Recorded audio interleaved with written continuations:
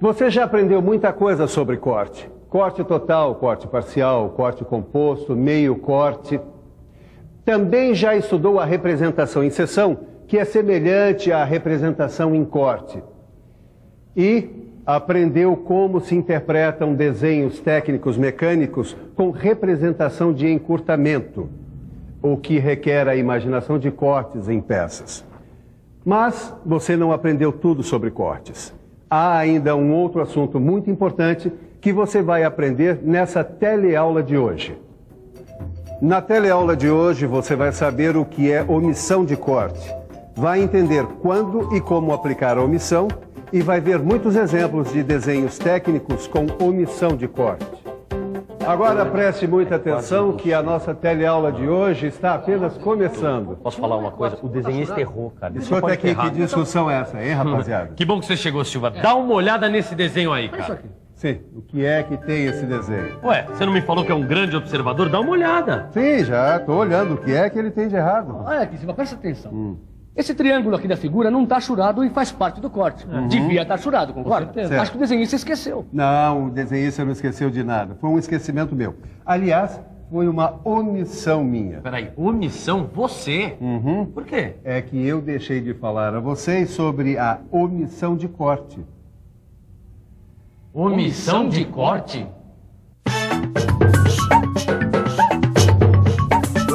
Omissão quer dizer falta, ausência.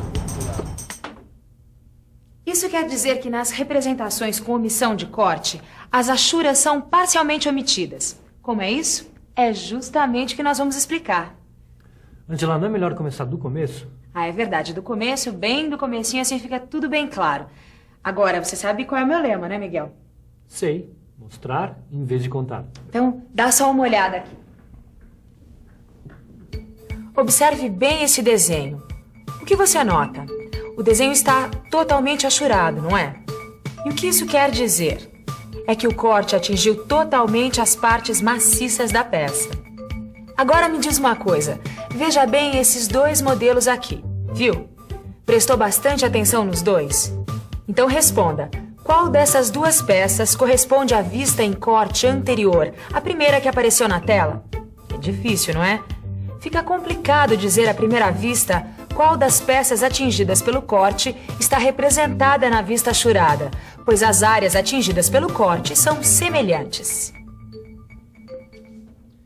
É aí que entra o nosso assunto de hoje, omissão de corte. Para você entender muito bem por que certos elementos devem ser representados com omissão de corte. Repare nessas duas escoras aqui. Uma delas é totalmente sólida, maciça. Enquanto a outra tem uma estrutura mais leve, tem essa nervura, quer dizer, menos quantidade de partes maciças. Agora vamos fazer um corte no sentido longitudinal, nas duas peças. Vamos ver o que acontece. Veja bem, quando a gente faz um corte no sentido longitudinal, olha só. As áreas atingidas pelo corte são semelhantes, não? Então, para diferenciar as vistas ortográficas das duas peças, é que a gente tem que usar a omissão de corte. Para deixar bem claro qual peça que tem a estrutura mais leve, que tem essa nervura, a gente precisa representar essa peça com omissão de corte. Embora a nervura seja uma parte maciça, ela é representada no desenho técnico sem achuras. Olha como fica o desenho. Na vista frontal em corte, as achuras foram omitidas, onde seria representada a nervura. Percebeu quando se utiliza a omissão de corte? Olha só, na vista frontal dessa escora maciça, não se utilizou a omissão de corte. Aqui está a vista ortográfica completamente achurada. Mas, para representar a escora com a nervura, foi utilizada a omissão de corte. Olha só. Representando a nervura com omissão de corte, não se fica com a impressão de que a peça com nervura é tão maciça quanto a outra. Bom, afinal de contas não é tão difícil assim entender quando a gente precisa da omissão de corte. Né? Eu também entendi que a omissão de corte serve para diferenciar uma peça maciça de uma outra que tenha, por exemplo, uma nervura. Mas será que toda peça com nervura é representada pela omissão de corte? E, na verdade, quais os tipos de peça que são representados pela omissão de corte? Boa pergunta, Tito. Na verdade, apenas alguns elementos podem ser representados em omissão de corte quando seccionados longitudinalmente. Bom, quer dizer que tem uma lista de elementos que são representados pela omissão de corte? Ah, sim. Como sempre, esses elementos são indicados pela ABNT. Espera aí que eu vou mostrar aqui para vocês alguns desses elementos. Como vocês já sabem, as nervuras são elementos que devem ser representados com omissão de corte. Também as orelhas são elementos que devem ser representados desse modo. E além das nervuras e orelhas, outro elemento que pode ser representado com omissão de corte são os braços de polias e os dentes e braços de engrenagens, como neste exemplo aqui. Ananias, tudo bem? Oi, Marcos, tudo bem? Vai. E aí, como é que ficou aquele modelo que eu fiz pra você, hein? Ficou perfeito. É por isso que eu vim encomendar um outro modelo pra você. Claro, vamos olhar o desenho. Olha aqui. Eu acho que esse desenho ficou meio esquisito. Olha, você não acha que faltou achurar essa parte triangular aqui, ó? Não, é que está representado com omissão de corte. Sabe, quando uma peça apresenta uma nervura como essa aqui, ela é representada dessa maneira mesmo. Ah, é? Não sabia disso, não. E você? Agora entendeu direitinho como é um desenho técnico com omissão de corte? O corte foi imaginado vendo-se a peça de frente. A vista onde o corte aparece representado é a vista frontal. A nervura foi atingida pelo corte no sentido longitudinal. Repare que na vista frontal, a nervura está representada com omissão de corte. Abaixo da vista frontal vem o nome do corte, corte AA. O local por onde passa o plano de corte vem indicado na vista superior pela linha traço e ponto estreita, com traços largos nas extremidades. As setas apontam a direção em que foi imaginado o corte. As letras ao lado das setas identificam o corte. A vista lateral aparece representada normalmente, da maneira como é vista pelo observador. Mas lembre-se de uma coisa, a nervura só é representada com omissão de corte quando é atingida pelo corte longitudinalmente. Agora, Ângela, não seria interessante dar outros exemplos de cortes longitudinais? Ah, boa ideia. Eu tenho aqui no computador um ótimo exemplo. Dá só uma olhada. Observe esta peça em perspectiva. Repare bem nas nervuras. Vamos imaginar que a peça foi atingida por um plano de corte longitudinal vertical para poder analisar as nervuras. Olha só, numa representação normal de corte, toda a área maciça atingida pelo corte deveria ser achurada, como mostra esse desenho, você está vendo? Só que esta representação dá uma ideia falsa da estrutura da peça, você não acha?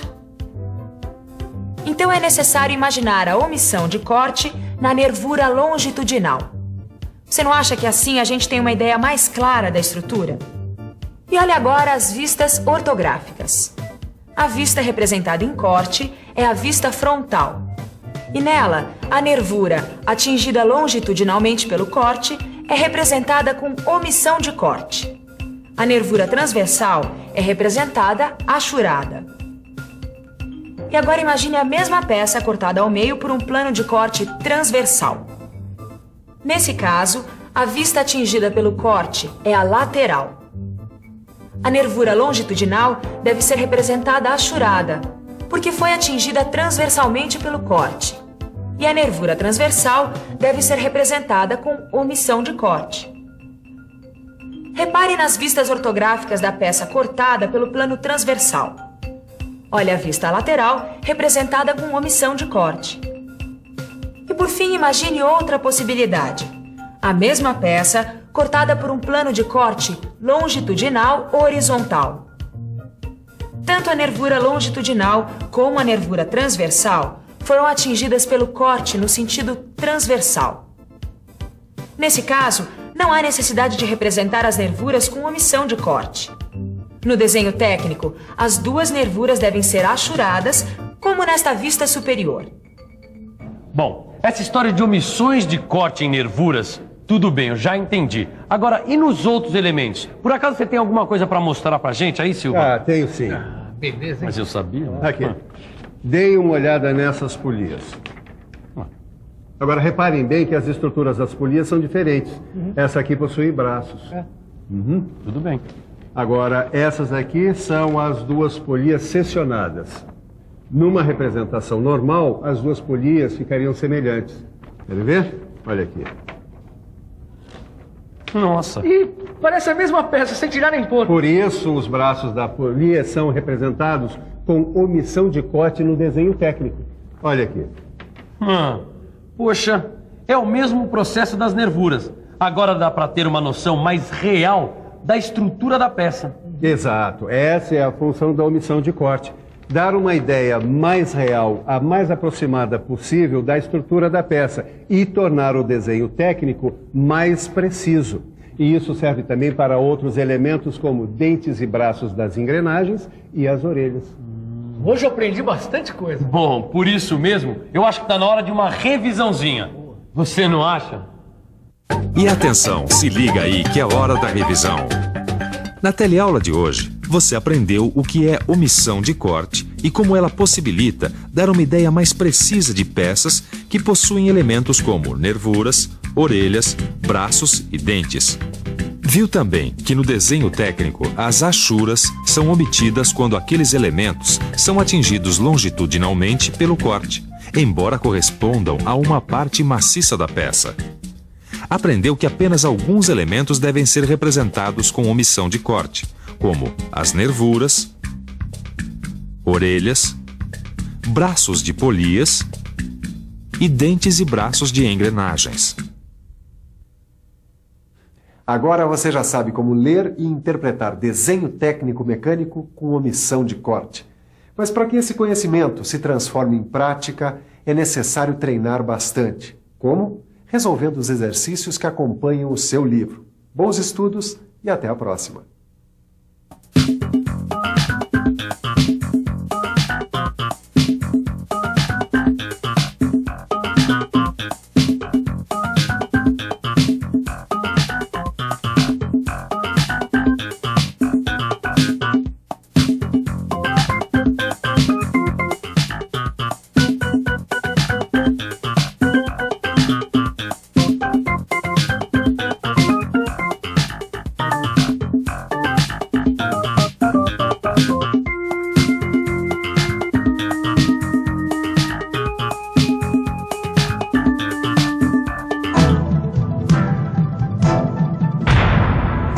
Telecurso 2000, um programa de educação do Sistema Fiesp e da Fundação Roberto Marinho.